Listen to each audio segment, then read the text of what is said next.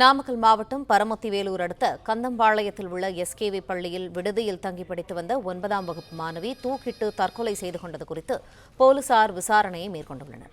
மேலும் கூடுதல் தகவல்களை எமது செய்தியாளர் பரத் வழங்க கேட்போம். பரத், இந்த தற்கொலைக்கான காரணம் என்ன? விரிவான தகவல்கள். தருமபுரி மாவட்டம் நல்லமல்லியைச் சேர்ந்தவர் கோவிந்தராஜ். இவரது மூத்த மகள் 13 வயது சிறுமி நாமக்கல் மாவட்டம் பரமத்திவேலூர் அடுத்துள்ள கந்தம்பாளையத்தில் உள்ள எஸ்கேவி என்ற தனியார் பள்ளியில் விடுதியில் தங்கி 9ஆம் வகுப்பு படித்து வந்தார். கடந்த 26ஆம் தேதி மாணவி சொந்த ஊருக்கு சென்றுவிட்டு மீண்டும் மாணவியை அவரது தந்தை கோவிந்தராஜ் நேற்று பள்ளி விடுதியில் விட்டுள்ளார். இந்நிலையில் நேற்று இரவு விடுதி அறையில் சக மாணவிகள் இல்லாத நேரத்தில் அந்த 13 வயது சிறுமி தூக்கிட்டு தற்கொலை செய்து கொண்டதாக கூறப்படுகிறது. அவரது உடலை பார்த்து அதிர்ச்சி அடைந்த சக மாணவிகள் கொடுத்த தகவலின் அடிப்படையில் நல்லூர் போலீசார் சம்பவ இடத்திற்கு விரைந்து வந்து மாணவியின் உடலை கைப்பற்றி பிரேத பரிசோதனைக்காக நாமக்கல் அரசு மருத்துவக் கல்லூரி மருத்துவமனைக்கு அனுப்பி வைத்தனர்.